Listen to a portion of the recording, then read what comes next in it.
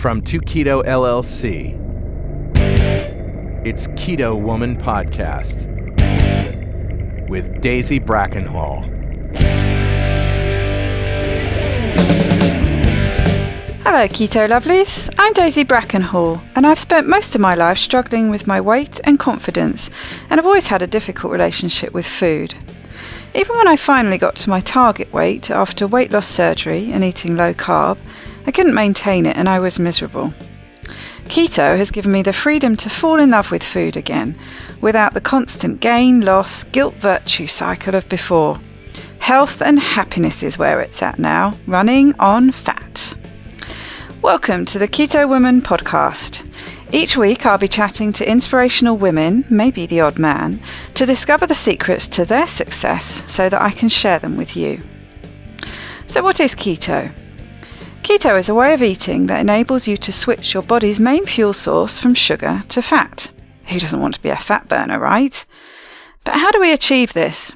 A great place to start is by keeping carbs to 20 grams or less per day. So things like leafy greens and above ground vegetables, plus some nuts and seeds and the incidental carbs you find in things like dairy. Moderate protein scaled to your lean body mass, and then fat to satiety. Once you're in the swing of things, you can tweak it to suit you. Make your own personalised keto. I'll be asking my guests each week what their keto looks like to show you just how flexible and fabulous this way of eating can be. I'm not a doctor, and most of my guests won't be either, so we can't give you medical advice. It's always best to work with your own doctor because they know you and your medical history and so have access to the bigger picture. This week's extraordinary woman is Jackie Graham. Jackie is a convert to the keto lifestyle with no intention of ever turning back. She has Ehlers-Danlos syndrome, hypermobility type, and the benefits she's received from minimizing inflammation in her body alone would be enough to make her eat this way for the rest of her life. But the additional beneficial effects to her mental clarity, assisting in lessening her PTSD symptoms, as well as losing weight and keeping it off, are all equally welcome. Her life has taken her all over the world and into Supreme Courts even. And she's gratefully received all the gifts that came to her from those difficult experiences, including being found by her biological family as a direct result. She has spoken at events for DV Leap, Domestic Violence, Legal Empowerment and Appeals Program, the Washington, D.C. Women's Bar Association, and Senate hearings, to share her experiences with the Hague Convention in hopes of helping those who are currently experiencing the same struggle she went through for more than a decade. Welcome, Jackie, to the Keto Woman Podcast. It's lovely to be speaking to you today. How are you? I'm wonderful. It's lovely to be speaking with you too. Thank you so much. You're welcome.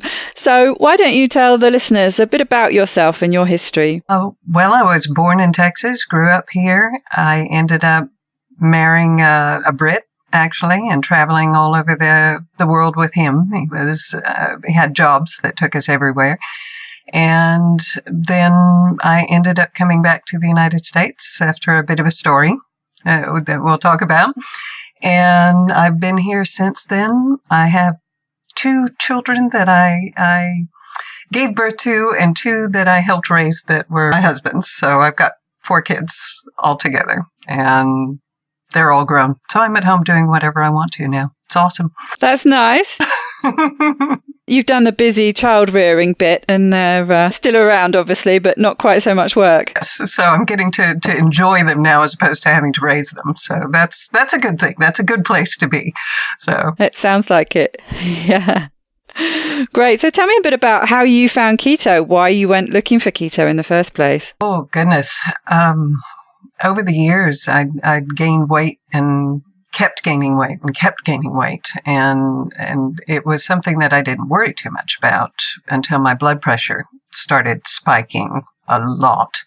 And my parents, both of them rattled like maracas before they died because of all the pills that they were taking for any kind of blood pressure or heart or whatever. And I didn't want to go down that path. And so I started losing weight and had some difficulty. We can talk about that later. But my husband is a software engineer, and he listened to Carl's podcasts, found out about the Two Keto Dudes podcasts and did the research. He's an engineer. They're all about the numbers. And so he started it, and then he got me into it too, because I was telling him this is a diet made up by guys. You're eating bacon, you're squirting whipped cream in your mouth. This is not real. Sounds too good to be true, yes, doesn't it? It's like, you're just kidding me on this. This is a diet. It's a prank. Yes. And so I started reading the research. I grew up around medical people, so it wasn't complete gibberish to me, and it made sense. And so I started doing it as well, and have been amazed at the difference in both of us. And I refuse absolutely to go back. This is it. Yes, you've been doing it for a while. Did you say one and a half years, something like that? Mm-hmm. About a year and a half now, and it's been weight stable for a long time. And I haven't had that since I was a kid. So this is incredible. I go and put my clothes on and they fit all the time. It's awesome. It's wonderful, isn't it? Yes. So what does your keto look like on a day-to-day basis? Oh, goodness. It's pretty simple, really. I get up in the morning, I drink my coffee black, so I don't do the proof coffee, but I do take a big spoonful of MCT oil in the morning. That keeps me going. And I don't eat until I'm hungry. And I never ate much at work anyway. I kept snacks in my desk, but I have a very fast-paced work environment. And so I keep things like bacon jerky in my desk and things that I can snack on if I do need it. And I tend to eat my main meal at night. And I come home and we'll grill up some brats, and I'll make some nice coleslaw with a bunch of mayonnaise and garlic and good stuff, and throw that in some low-carb tortillas, and that'll be dinner, or chicken wings, or sometimes I'll just scramble up some eggs with some sausage and eat that with some sriracha mayo in a low-carb tortilla. So, and I love cooking. I do. But if I'm going to do something big, it tends to be on the weekends, and I'll make something huge and then reheat it during the week. I'm lazy. Well, to be honest, it's more of a practical thing, isn't it? You've got the time to spend and the time to enjoy doing cooking at the weekends, and it makes sense to cook some extra and have it in the fridge for when you're super busy at work. Yeah, and I love the fact that the flavors come back into my food now. All the fat, all the things that add that richness to it. It's back in my food. It's just, I can throw a couple of spoonfuls of bacon grease in it anytime. I keep the jar next to the stove, and my mother used to do that. And, you heard, that's bad for you. Don't do that. And, you're trying to get all the fat out of your food and not saving that. Now it's like I just go and throw that in there, and just, it's wonderful. Yeah, and it's always been a thing traditionally in the UK. You call it tallow, but dripping in the UK, which you probably know about, having been married to a Brit. But that was especially during the war. It was beef dripping on the wartime loaf. Gosh, yeah. But traditionally, it's been a jar of dripping has been kept for all sorts of things, for a spread, for cooking. It's a great cooking substance, isn't it? Yes, and it keeps you going. Just like bacon fat. Well, I keep things like that for Glenn. Unfortunately, I'm allergic to beef. I'm allergic to dairy, cow dairy. So it makes it a little more complicated for me, but I can do goat and sheep dairy as well. So that was part of... good. So you're not completely dairy free. No, but that was part of the reason why once I found that out. I'd had skin issues, digestive issues my entire life. That's just the way it was. I didn't know any different. And I had a bad reaction when the only thing I'd eaten was almonds. One day I was working and the only thing I'd had was a couple of handfuls of almonds, and I started not being able to breathe. And so my doctor sent me for allergy testing, and I found out I was allergic to all these things that I had no idea whatsoever. And so when all of that got cut out of my cooking became boring and awful. It was just, I didn't enjoy eating. It was depressing, honestly, because all the things that you add richness to your food with, cream and cheese and that, because I couldn't use anymore. So I didn't enjoy cooking for a very long time. And once I started eating keto, I was able to throw the fat in, and my food tastes wonderful again. So I brought a lot of gifts to me, not just the weight loss, but all kinds of other things. So.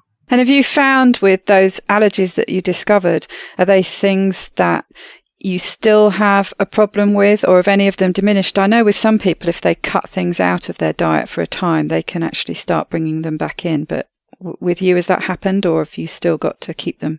I can eat beef sometimes, and it's not going to make me fall down and stop breathing. It just stuffs me up and gives me a little bit of a skin rash. But I tend to avoid the dairy because it really does give me a snotty kind of reaction. And then I snore like a stevedore. And my poor husband, is trying to sleep while the windows are rattling. So it's that's another benefit of keto as well, as I'm not snoring. So. So it's basically, it's a lower level potentially, but it's just not really worth going there with things that impact you. Right. So tell me a bit more about, you mentioned the skin condition, the joint pain that you had. Well, I was born with Ehlers-Danlos syndrome, called hypermobility type now. It used to be type 3. There were 11 different types, and they reclassified them to make it a little bit easier. But hypermobility type is what most people would call double jointedness. I can pull my fingers off and twist them around. My hips dislocate. I can, put my hands behind my back and pull them front without unhooking my hands, kind of thing. As I'm getting older, my mobility is getting a little bit less. It's sort of tightening up, and I think I'm getting closer to what normal people are, and is good because it means I'm going to maintain my flexibility as I get older. But I've always had joint pain because I don't have the ligamental or tendon support. Because when you're growing, your ligaments and your tendons, they're loose so that your bones have room to expand. And once you reach your height, then they tighten up to support the joints.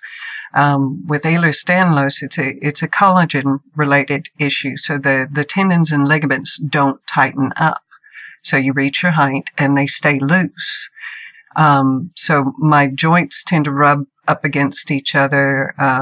So jogging, any kind of high impact activity, we're talking a lot of pain as a result in knees and hips. And, I overuse my hands. And so it's an arthritis type pain is the way that I understand it from talking to people who have bad arthritis.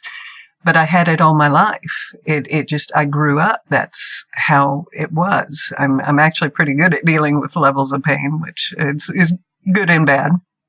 But it was something that it just is.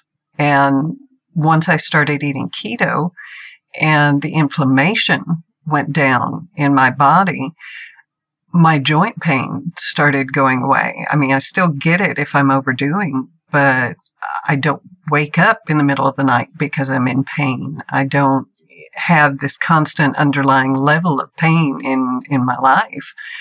And that was an incredible gift. I had no idea that was even possible.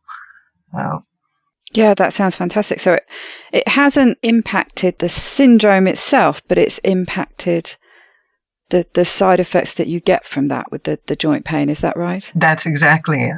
Well, I mean, when you have damage to a joint, when you stress it, it swells as well. And if it's already swollen, because you have inflammation in your body, then it's that much worse. So getting rid of the underlying inflammation, it made the irritation of my joints less on a daily basis. So I don't have that problem anymore.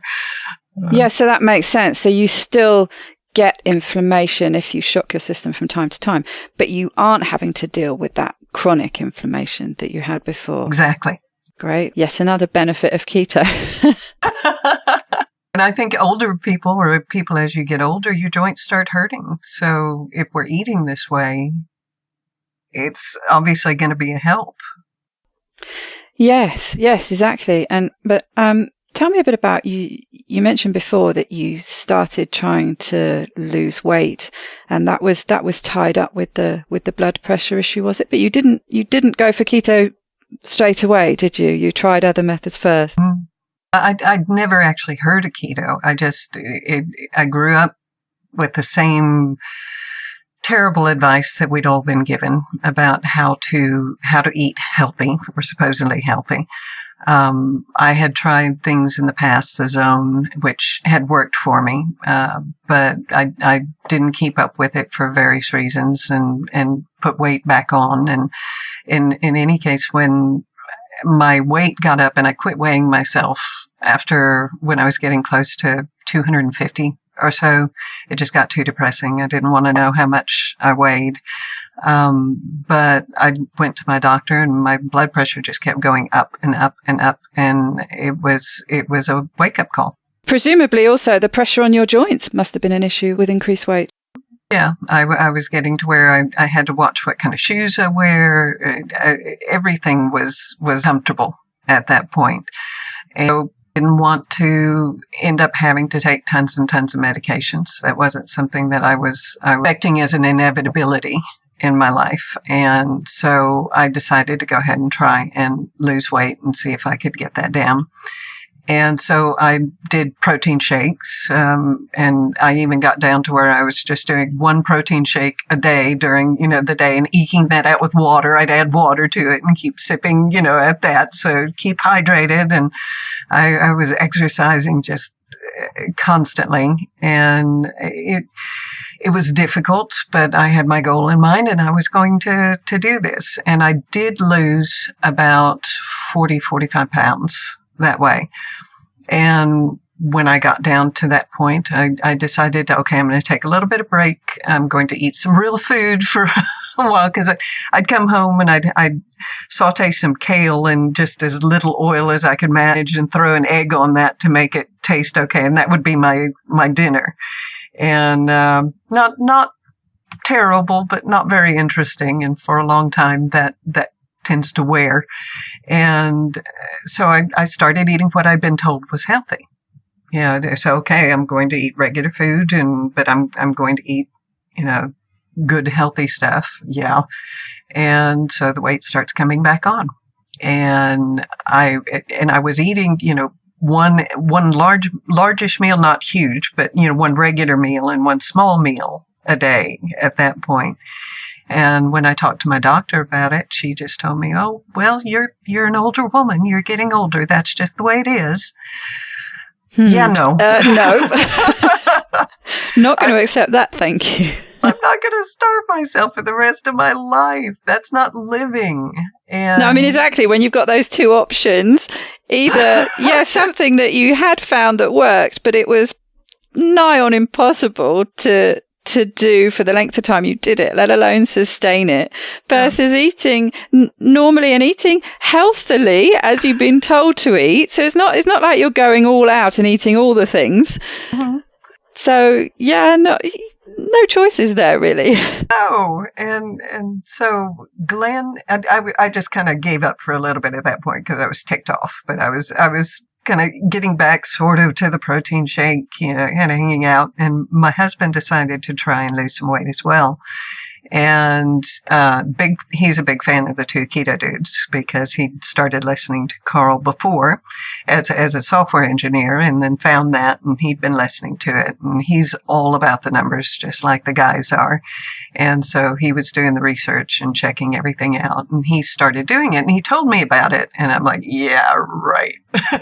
Okay, you're gonna eat what? And but he was very happy doing it. And like I said, I told him I thought it was a diet made up by guys, but okay. And when he started getting these results, because he was heavily overweight as well, he started getting these results and he felt great, and his mind was sharp, because that was a big thing for him too, being a software engineer. He couldn't diet and be foggy-headed while he was trying to program. He needed to keep his mental faculties sharp, and that was one of the things that was talking about. If he could do it, he's a software engineer. He's like, okay. Exactly. That's one of the things, that he talks about often, isn't it? Him and Richard both, that it really just improved their capability to do their job. Exactly. And so I decided to give it a try too, because I was getting tired of cooking 2 meals as well. I'd cook something for him and cook something for me. And so I was like, okay, fine. I'm going to do this for a couple of months. We'll give it a try. We'll see. Because I looked at all the stuff. I figured it out. And it's like, okay, this makes sense, at least as far as I can tell. Let's do the N=1 experiment and see, what it does for us. And I didn't have keto flu because I had been cutting out breads and things because I'd noticed it was giving me reflux. It was making me feel bad. And so I'd kind of been cutting all of that out of my diet anyway. And so I think that helped a lot in there. So I just started eating that way and everything was fine. But my food just, it was wonderful being able to eat bacon again and not feel guilty about it. I loved it. And it was one of those things that I just kicked myself while I was, eating that one more piece. And it was hard cooking this way too, because there were so many ingrained habits, how to, you squeeze things down to get as much of the grease out of them and that kind of stuff. And then you put it on paper towels to try and pat down some more. Pat it all off, get rid of all that bad fat. Yeah. And now it was like, no, we want that to stay in there and we want to get as much more in there as we can. And I'm going to lick the plate afterwards. Yes. And getting to eat things like sriracha mayonnaise again, which I don't know if everybody knows, but you mix a sauce called sriracha in with just mayonnaise and it makes this incredible, rich, spicy sauce. Just the simplest thing, but it goes on sounds everything. Delicious. Yes. And so I started doing it and the weight just started coming off and the inches started coming off. And I was suspicious of it because it was so easy. And it's like, there's got to be a catch here. There's got to be something. There's going to be some point where my hair starts falling out or some horrible thing comes up, and I find out it's because I've been eating this way. I'm a very optimistic person, but when things actually are going that well, I look for the catch. And there wasn't a catch. Everything has just continued to work this well. Before I started eating this way, my dentist was telling me they were going to have to do something about my gums because my gums were so inflamed and bleeding and, it was just getting bad. And after 3 months of eating this way, I went in for a checkup and your gums are fine. There's nothing. There's one tiny spot that's bleeding a little bit now, but everything else is just fine. So even something as simple as gum inflammation went away because I changed how I was eating.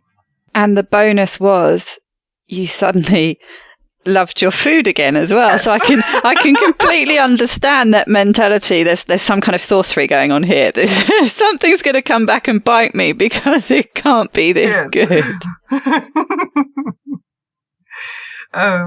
But there's so many health benefits that came from this. And I also have supraventricular tachycardia. I forgot to mention that. So that was another reason why I started losing weight, because it's something that you worry you're going to have a heart attack. You worry you're going to fall down and die. So you're trying to get as healthy as possible. And losing weight, that's the obvious way to get healthy, as it affects so many systems. Yeah, what does that mean exactly? Can you explain what that means? I'd be sitting at my desk just right now, just like this, doing nothing in particular, heart rate 60-something, 70-something. And within a second, my heart rate would jump to 120, 160. And it would feel like someone had taken their hand and pulled on my heart and it would stop. And it would be like straining to beat is what it would feel like. And then all of a sudden that would stop and then my heart would start racing. And so it's a missed beat and it's the heart's trying to catch up with it Right. as well. But it's misfiring electrical impulses in the heart, essentially. And I told doctors about this for years, and they would hook me up, do an EKG. Nothing would happen, of course, during the EKG. And they'd go, well, there's nothing there, and you're a woman, so it must be just anxiety. And, don't worry your little head about it. You're perfectly fine. And so what actually helped me to get this in front of my doctors and have it diagnosed correctly was a Fitbit. Because when I was exercising a lot during this time, I was wearing Fitbit to keep track of everything that I was doing. And of course, it tracks your heart. Oh, great. So you had a record of when it actually happened rather than it not playing ball while you're actually in the surgery, right? Yes. And so I was able to show my doctor, okay, see, it was 62 here, and I was sitting here, and I was doing nothing, and it jumped right there. And so they finally sent me in for a stress test and put me on the treadmill for a long time. And so my heart rate was up because I was doing that. And they laid me down to do an echo. And my heart jumped from 120 beats a minute to 173 beats a minute in a second. I mean, and they caught it on the echo. And the poor woman who was doing the test just about had a heart attack herself. She started talking very calmly. And can you do this for me? And she was worried. I think I was going to drop dead on her table right there. So anyway, they got me the medication I need. But because of the Ehlers-Danlos, I can't have the surgery. It's an ablation surgery that would normally it's burning the nerves that are misfiring. But Ehlers-Danlos also makes me scar badly. And so doing something that could potentially cause scar tissue inside my heart, not necessarily the most optimal thing. So medication is how I do that. And it's been working for me so far. But I know losing weight and taking better care of myself certainly has helped too. So that's impacted positively alongside the medication. Mm-hmm. Right. And I know you've spoken to me a bit about how keto has really helped level out your mood and your anxiety to do with the PTSD. Perhaps you could talk a little bit about that. Well, I've led a rather interesting life. I married a not kind person who treated me rather badly. And life was a decade-long series of revivals and waiting for the next bad incident. Finally, the courage together to leave him. It was a ugly scene that finally made me understand that my life was not necessarily going to be as long as I liked if I stayed around. And so I was in Chile at the time and was unable to work there. But because my visa prevented it, we had a semi-diplomatic visa. My husband worked for an observatory there, and we were brought in. And one of the conditions was that only that person would work. Anybody who was a family member couldn't work because employment issues in the country. They didn't want to be giving jobs away to foreigners. And so anyway, when I left him, I couldn't work and had to rely on him to provide support because I couldn't leave the country without his permission. I had to have a letter to have his permission to take my child out of the country because of the Hague Convention. And so I had to find a way to survive in Chile for 2.5 years until I could finally leave. And you presumably had your son with you, living with you. Yes. And he was abducted twice, but we got him back. This was in Chile. Yes, and it was death threats. It was ugly, and in any case, there was a lot of good there, a lot of good people, a lot of wonderful people who helped me in that time. I'm very grateful for all of them. My family sent me money when they could, and luckily the cost of living was very, very low there. I was able to. You could buy a big bag of potatoes for 25 cents kind of thing. The vegetables, a lot of the vegetables we eat here in the U.S. are grown in Chile. And so you can buy them very cheaply there. So I ate very well there, even though I didn't have much money because I couldn't afford the things that were really unhealthy, keto unhealthy. And so I was in good shape because I had to walk everywhere. He'd taken our car, and so I walked everywhere, and I had just fresh vegetables, good meats, which was seafoods, good because it was right there on the coast. And, seafood was cheap because the poor people eat seafood. The rich people eat the beef there. So, anyway, I got in good shape. And when I was finally able to get out of Chile, and that's a whole story in itself, and won't really go into that here, but if you ever want to know, you can ask me, I'll tell you. But I got back to the States and started eating the standard American diet again. All the things that I missed, all the things that I couldn't get down there. So, hamburgers and pizzas and things that I found out later I was allergic to. But I started putting on weight, and my cortisol levels, of course, were I'm quite sure very, very high after 2.5 years of living down there and having so many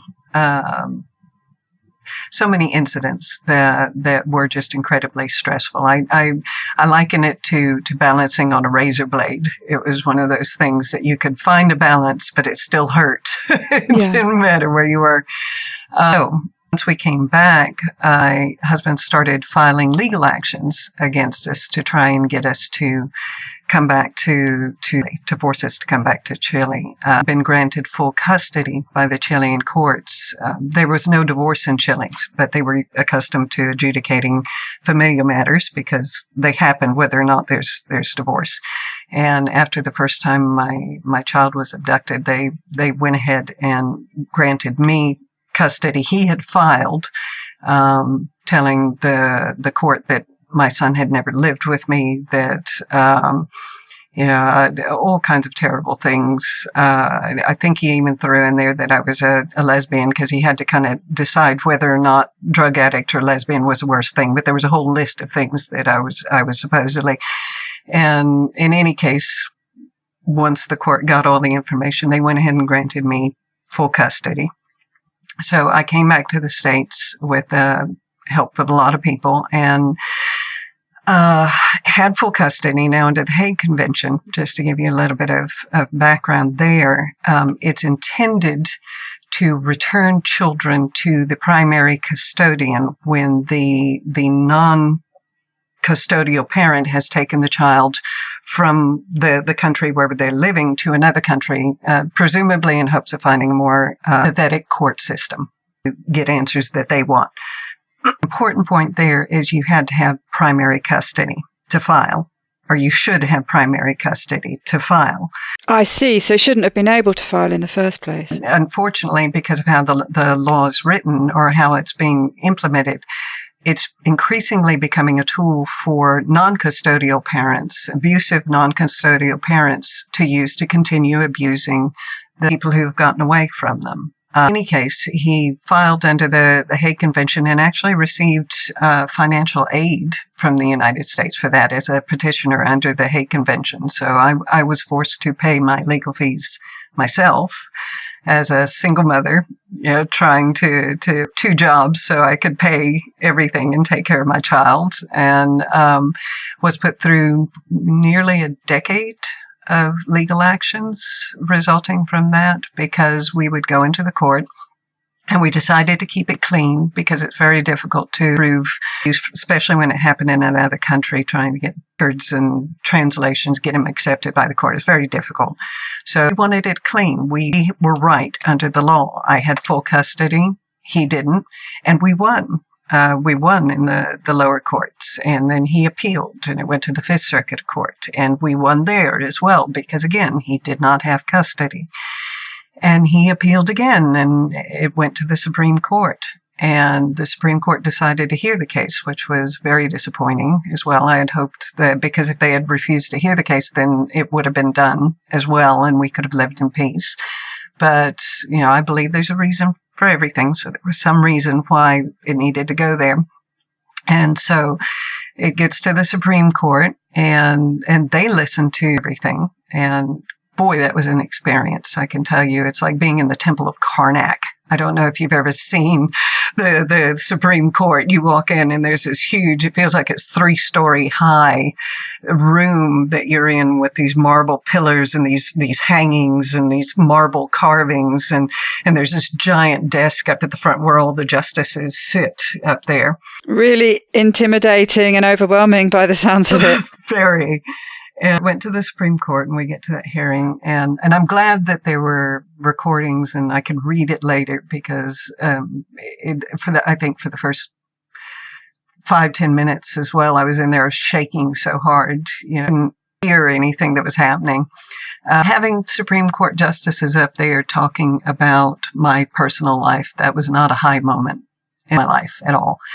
But I think actually, and I may be wrong about this, but I'm remembering someone told me we were the first family law case to be heard in the Supreme Court. In any case, what the Supreme Court did was they changed the law because custody is a cluster of rights. It's not just a single right. And what they did was they said that the ne exeat order, the can't leave the country order, it translates to a right of custody for a non-custodial parent. So essentially, they gave a right of custody to a parent who'd been denied custody rights by a Chilean family court. So that court decided to remand it to the lower federal courts.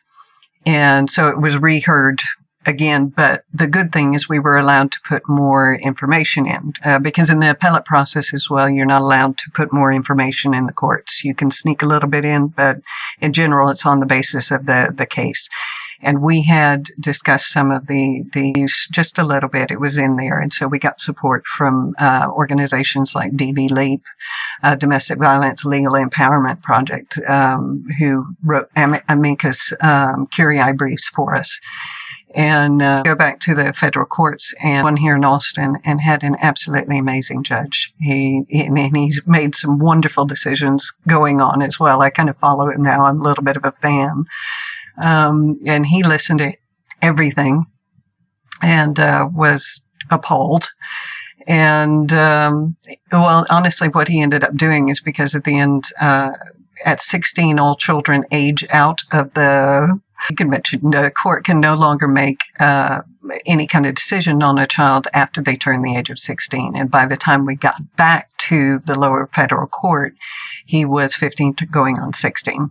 And so after Alex's birthday, the judge just said it was nearly a year after, actually. So it was sat there for a long time. He wrote a decision saying, I'm sorry, I can't make a decision on this. The child's too old. And he did that. What he did was he prevented it from going to another appellate court. So that was the end of it. You weren't worried that there was going to be yet another stage that you hadn't anticipated in your future? And if he had made any kind of decision, even if he ruled for us, my ex would have appealed and it would have gone on and on and on. So it was continuing financial abuse. Lawyers are not the cheapest things to pay. I just ended up paying off all my legal fees not too long ago. Just a couple of years ago, actually. I also waited to get divorced because I promised my son after this, because he went in and he had to testify in the federal court. It was the first time that he had to go in. And he said he didn't want to go back. He had no desire to go back and live with his father there. And the judge, thank God, listened to him.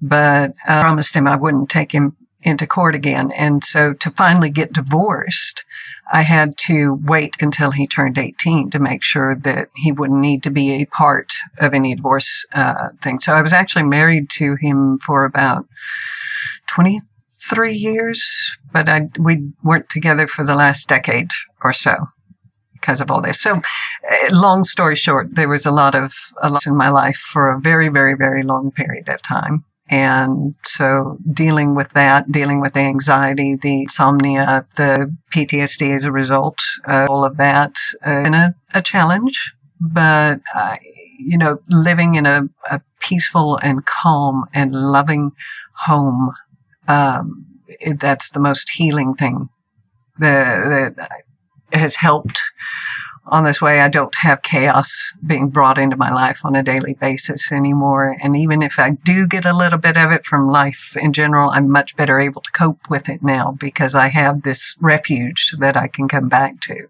Yes, that's important, isn't it? To have home, a safe place that you know where you're safe and you're comfortable and you're loved. Well, home should be a place where you can hide from the world, not a place where you need to hide. Absolutely.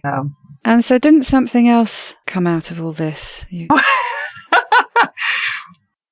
When you were saying you felt there was probably a reason for it going to the Supreme Court, what came out of that? Well, it was something pretty wonderful, honestly. My biological family found me. I was adopted, and my biological mother had been looking for me for some years and not finding a lot of there simply because it was a private adoption. It wasn't a state adoption. I wasn't taken away. She was just very, very young and elected to give me to my parents who raised me because they could give me a life. And she found something that I had put on one of the adoption sites saying that I had been it had all of our details on it as much as I could put on there. You had to keep a certain portion of it anonymous. But the things that matched up, where I was born, about the time I was born, all of those things. And I mentioned in there that I was married to an astronomer and that we were living in Chile, which, you couldn't give an address, but I could tell the country that I was living in. And then I did it before my second son was born, actually. And by the time she found it, he was 15 or so. So it hadn't been updated in a very long time. And he had a clue. She's like, okay, this looks good. And there's not that many astronomers in the world and going to start looking. So she starts looking for astronomers in Chile. And she's looking at personal web pages when she can find them. And my ex had taken every single picture of me down, except for one that was a picture of me. My son was he was around two-ish, year and a half-ish, two-ish there. And he was reading one of his little books to me. And I'm sitting there on the bed with him in profile and my legs all stretched out and great big feet, the whole thing. And so she saw this one picture that had been left up. And I look like my dad in drag. I look so much like my biological father. It's ridiculous. And so she looked at it and she saw it and she said, oh my gosh, she looks like Chuck. so she knew. Yeah. And she knew that was me. So that one picture. And so now she had a name. And so she sent an email, a very professional email to my ex-husband, letting him know, I believe I'm his biological mother, et cetera, et cetera. Never heard anything back from him. So she tried a couple of times, decided, okay, I refused to believe that she doesn't want to at least know something about me because I'd put this stuff out there saying I was interested. And so she had a name now at this point for me. And so she Googled that. And at one point during the height of all the Supreme stuff, I think I Googled myself and there was like 2 million hits. Wow. On that. I mean, it was just because it was so much news about it, because it was international law and all the different countries were writing about it everywhere. And it's gotten down a lot. You can Google me still and get a lot of hits. And it turned into some kind of test case by the sounds of it, because if the law was changed because of it. So it was obviously a really important case. Yeah. And so she found the Supreme Court case that way and went, oh, that's why he's not answering me back. Okay. But in the court documents, which are public records, she found my attorney's address and his contact information. So she contacted him and she waited actually because she'd found me right around the time that my adoptive father passed away. So I'd been being him. He died from cystic kidney disease. And anyway, she saw the obituary. Once she had that, she saw that. And so she didn't want to intrude on that time. So she waited a month to the day, actually. She said that was the longest she could wait. So she sent an email to my attorney who sent me, we still hadn't been divorced, so I was still in contact with him. And so he sent me a quick email saying, give me a call. And I was thinking, oh my gosh, what's going on now? I thought we were done, and so I call, and his assistant, Tracy, is just awesome. She said, okay, it's not bad. It's a good thing. Hang on, but I want Carl to tell you about it. So let me go get him. So he gets on the phone and says, this may be a really strange question, but can you tell me, are you adopted? Yes, but what does that have to do with anything? My head's going around. I'm thinking, I know my kid's my kid. That doesn't have anything to do with whether or not I'm adopted, So anyway, he said, okay, well, good. I think I may have been contacted by your biological mother. And I was at work at the time and just had no idea what to say. So he sent me the email that she'd sent, and anyway, I just decided to go ahead and contact her directly because she offered to have it go through my attorney, and she would pay if I didn't feel comfortable doing that. And a lot of details like that made me comfortable about going ahead and talking to her. And it's unbelievable. There's somebody out there who has my mind in her body. I look like my dad, but the way I think, everything about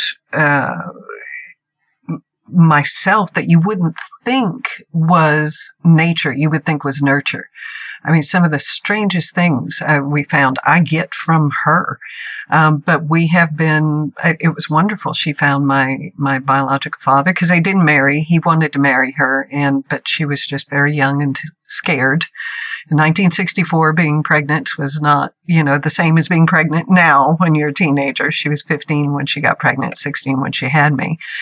Got to meet all of them. My biological father passed away recently this year as well, just a few months ago. And I was able to spend 5 years with him, getting to know him. And so many gifts have come from that. I'm always amazed that when something is happening in my life that I don't want, that I really don't want. And then 10 years later, I find out why it had to happen that way.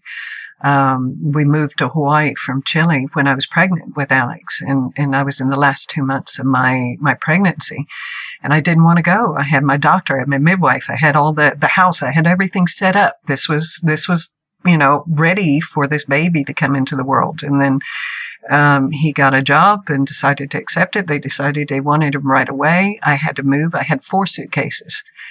We moved. I had to find a house and furniture and a doctor and, everything that I needed to have a baby. I was terribly unhappy. It wasn't what I wanted at all. But 10 years later, my son was born in the United States. He wasn't born in Chile. And if he had been born in Chile, he would have Chilean citizenship, and Chile would have come after him to get him back if I had taken him out of the country, and he was a Chilean citizen. Goodness me, it sounds like, fate has, in a way, has treated you badly, but has still had these little, big things that have turned out to be so important. With all the trials that you've been through, there's been something important about them to come out of it later. I know not everybody is, but I have a very deep faith in God. And I believe God's been watching my back, and, nothing's free. You have things that you have to go through. There's things that you need to learn. We're all hard-headed. We all have difficulty getting things through our thick heads. So sometimes we have to go through a lot to get there. But there's no problem that comes to you that doesn't have a gift for you in its hands. I mean, whether it's you're there to learn a lesson or whether you're there to be the lesson, one way or another, everything you go through is there for your good. It'll make you stronger. It'll make you better. It'll make you smarter. It will help somebody else. And by being that hand, you've helped another person to get through something terrible in their life. So everything about your life, it's important. And we don't have a single purpose. We have a series of purposes. So many people spend their life looking for their purpose, and then they throw away these little things that happen on the side as, oh, well, that can't possibly be it because that just happened and went away. but we're here to do that. We're here to help each other. We're here to be a hand. We're here to show a path. And it's important as your own personal experience, but it's also important as a collective experience. So having family law change because of my own personal horrific taste in men, which has improved. I have a wonderful husband.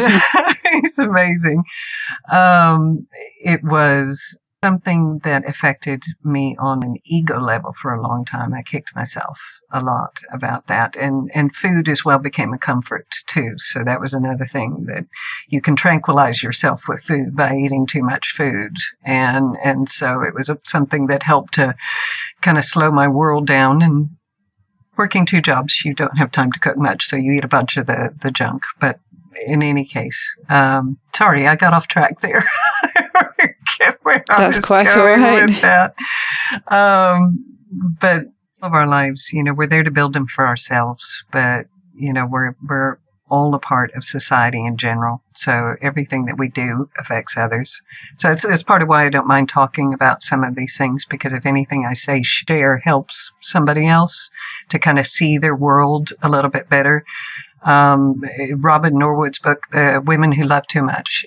There's one quote from her book, one woman who was going through this. She realized that she deserved better than the worst she could stand. And that's a point where you realize just because you can stand up underneath it, just because you can survive it, that doesn't mean you deserve it. So you get yourself out and you find a better place for yourself. So that was a little bit of a wake-up call for me too. So, and you found that better place and have had good things come to you that are very, very well deserved. It sounds a little bit like you might be on that downhill slope now. Things are starting to be a bit easier. It sounds like, you've ticked things off. It was there no more legal cases. That was put a stop to it. You've paid off the legal fees. This whole thing with your biological family finding you. It sounds like maybe this is your time, and keto has just played a really nice little part of that, it sounds. It's been one thing that has made the largest single difference in my life and how I feel, how my daily existence is. It's not something that I have to rise above anymore. I enjoy day-to-day living. I sleep well. I feel good. All the things that were problems before are not problems anymore. And I know that sounds very fangirly, about the whole thing, but I'm living proof as to what happened. I weigh 155 now. I've been stable for a long time. I'm 5'9", so that's a reasonable weight for me. And I'm an older woman, so I'm going to have curves. I don't care. If you want a trophy, go buy one. This is how I look. I'm happy with it. My husband thinks I'm beautiful, so, he needs glasses, but he does think I'm beautiful, so that's good. No, I'm sorry. I can see you. He doesn't need glasses at all. And, so I have so many gifts in my life, and this is a very, very big one. Honestly, I'm very grateful for the 2 keto dudes because they introduced Glenn to it, and he got me into it, and I get to meet all these wonderful people like you guys. So there we go. Well, that has been quite a story. I've really, really enjoyed talking to you and hearing about it, and I'm sure the listeners are going to be just as bowled over as I am. Oh, goodness. Perhaps you could finish off with, I'm sure you've got lots of tips you could offer, but what would be one top tip you could pass on today? Well, I've got a quote, actually. It's, if you don't transform your pain, you will almost certainly transmit it. And that's Richard Rohr. He's Franciscan, just brilliant man. He has a blog, and I love reading it. And it's very true, because even if you're not transmitting it to other people, you're transmitting it to yourself. So eating badly is a way of transmitting pain to yourself. So be kind to yourself. Take care of yourself. If you're speaking to yourself, don't say things to yourself you wouldn't say to somebody else. We speak in such ugly ways to ourselves. We're much less understanding of our own, problems and transgressions than we are of other people's. So be kind to yourself and work on dealing with whatever pain you have. And once you get to that source and work to turn it into something that's positive for you, then your whole life is going to change. And something like this that affects so many different systems, so many different issues in life, it's good for you. It's good for you in untold ways. Everybody's different, but it will make a huge difference in your life. That's very powerful. Thank you. Thank you for sharing with me today, Jackie. It's been an absolute pleasure. To get the resources and links from the show, please go to ketowomanpodcast.com. Are you my next extraordinary woman? Maybe you've got an idea for a show, a topic you want to hear about. Let me know how I can tickle your earbuds by dropping me a line at daisy@ketowomanpodcast.com. If you fancy joining me on this exciting adventure and help create new shows, please go to my Patreon page at patreon.com/ketowoman, where you can make a monthly contribution, big or small. You can also simply hit the support button on the Keto Woman website. It's thanks to the Two Keto Dudes that I'm hosting this podcast, so please consider heading to their Patreon page at patreon.2keto.com and help them bring you more podcasts like this one. Please help other people find this podcast by reviewing the show on iTunes. This week's quote is from Gene C. Stein. Life may not be the party we hope for, but while we are here, we might as well dance. Bye-bye, Keto Lovelies.